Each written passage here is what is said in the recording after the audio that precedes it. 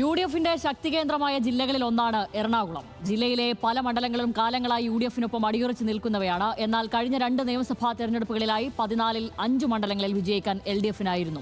നിലവിൽ എൽ.ഡി.എഫിനുള്ള 5 മണ്ഡലങ്ങൾ കൂടി തിരിച്ചുപിടിച്ച് ജില്ലയിൽ ഒരു ക്ലീൻ സ്വീപ്പ് നടത്താമെന്നാണ് യു.ഡി.എഫ് കരുതുന്നത്. അതുകൊണ്ട് തന്നെ ജില്ലയിലെ കൊച്ചി, കളമശ്ശേരി, കുന്നത്തുനാട്, കോതമംഗലം മണ്ഡലങ്ങൾ ശക്തമായ പോരാട്ടത്തിനാണ് സാക്ഷ്യം വഹിക്കുക.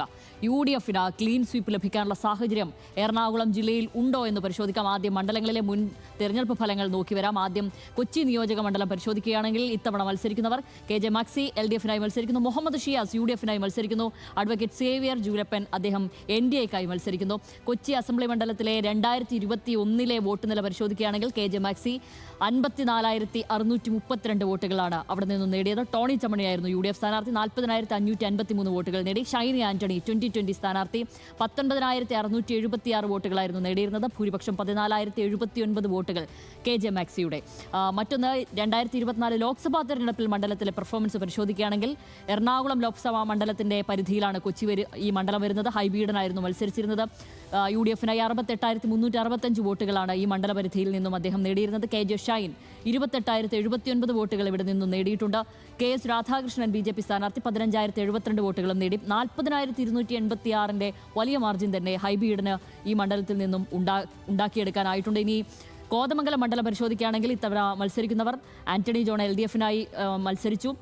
ഷിബു തെക്കുംപുറം യു.ഡി.എഫ് സ്ഥാനാർത്ഥിയായി, അജി നാരായണൻ എൻ.ഡി.എ സ്ഥാനാർത്ഥി.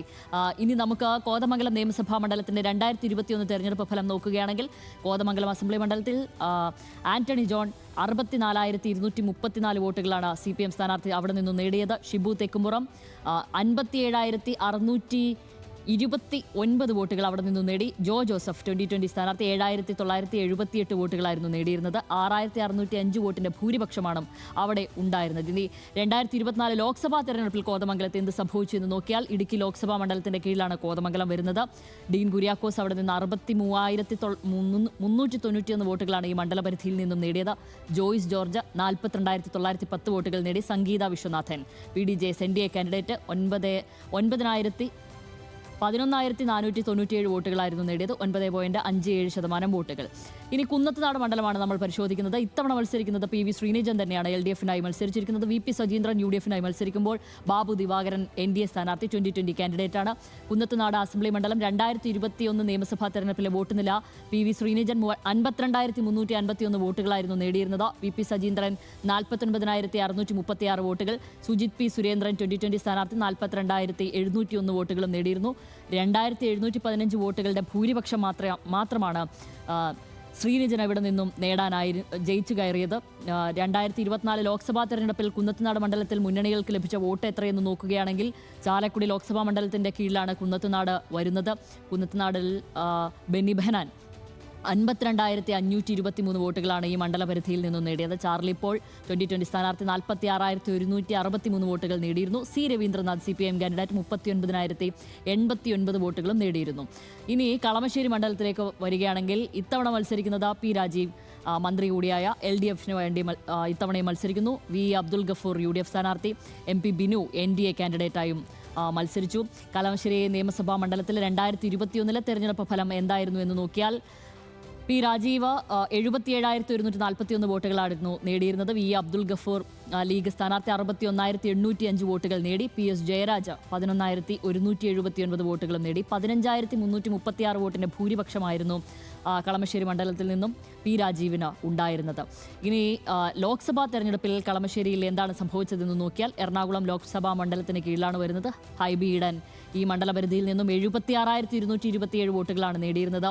KJ ഷൈൻ ടീച്ചർ 37,780 വോട്ടുകൾ നേടിയപ്പോൾ KS രാധാകൃഷ്ണൻ BJP കാൻഡിഡേറ്റ് 21,144 വോട്ടുകളായിരുന്നു നേടിയിരുന്നത്.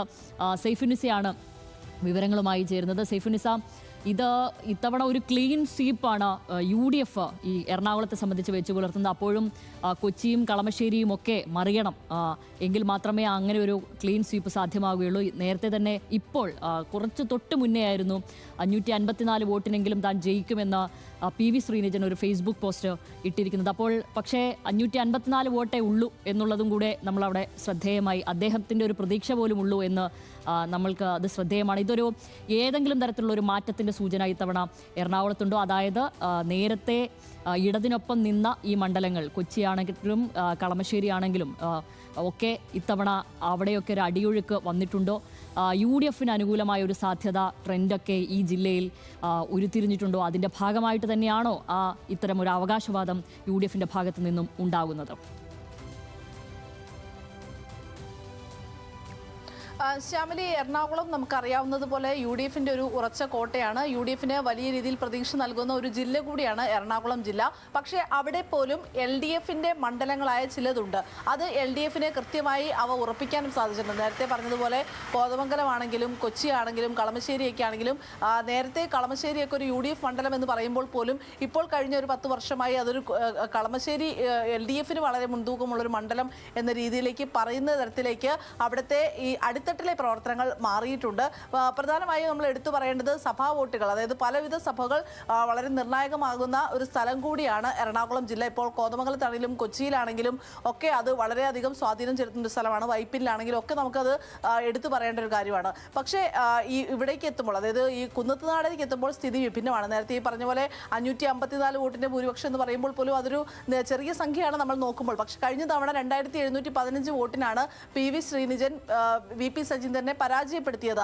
അവിടെ ഒരു ത്രികോണ മത്സരം നടക്കുന്ന സ്ഥലം കൂടിയാണ് 2020, ഒപ്പം തന്നെ UDF CPI അതിൽ 2020 തന്നെ നമുക്കറിയാം എറണാകുളം ജില്ലയിൽ വളരെ ശക്തമായ ഒരു പാർട്ടി, BJPക്കും മുകളിൽ ശക്തമായ ഒരു പാർട്ടിയായി വളർന്നു വന്ന പാർട്ടിയാണ് 2020. ആ രീതിയിൽ ഒരുപാട് വോട്ടുകൾ പിടിക്കുവാനായി കഴിഞ്ഞ തവണയൊക്കെ പറ്റിയിട്ടുണ്ട്. പക്ഷേ ഇത്തവണ 2020 NDAയിലേക്ക് ചേക്കേറിയതോടുകൂടി ന്യൂനപക്ഷ വോട്ടുകൾ ഒരുപാട് ഭിന്നിച്ചു പോയിട്ടുണ്ട്.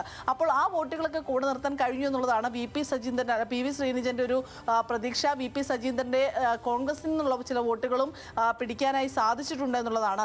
അത് ഒരു രീതിയിൽ പറഞ്ഞു കഴിഞ്ഞാൽ കഴിഞ്ഞ തവണത്തേക്കാൾ ഭൂരിപക്ഷം കൂടുമെന്ന രീതിയിലുള്ളൊരു ഒരു ആത്മവിശ്വാസവും PV ശ്രീനിജൻ പങ്കുവയ്ക്കുന്നുണ്ട്. അതായത് ഈ 554 അപ്പുറത്തേക്ക് ചിലപ്പോൾ ഒരു 0 കൂടി ചേർന്നേക്കാം. അങ്ങനെയാണെങ്കിൽ അതൊരു 5540 മുകളിൽ ഭൂരിപക്ഷം എന്ന രീതിയിലേക്കൊക്കെ നമ്മൾ പറയേണ്ടി വരും. പക്ഷെ അത്രയൊക്കെ പോകാനുള്ള സാധ്യത കുറവാണ്. എങ്കിൽ പോലും ചെറിയ ഭൂരിപക്ഷമാണെങ്കിൽ പോലും ഈ LDF ഈ കുന്നത്തുനാട് മണ്ഡലം നിലനിർത്തുമെന്നാണ് പറയുന്നത്. മറ്റ് സ്ഥലങ്ങളിലും, അതായത് നിലവിലെ സിറ്റിംഗ് മണ്ഡലങ്ങളെല്ലാം തന്നെ LDF തന്നെ നിൽക്കാനുള്ള സാധ്യതയാണ് നിലവിൽ കാണുന്നത്.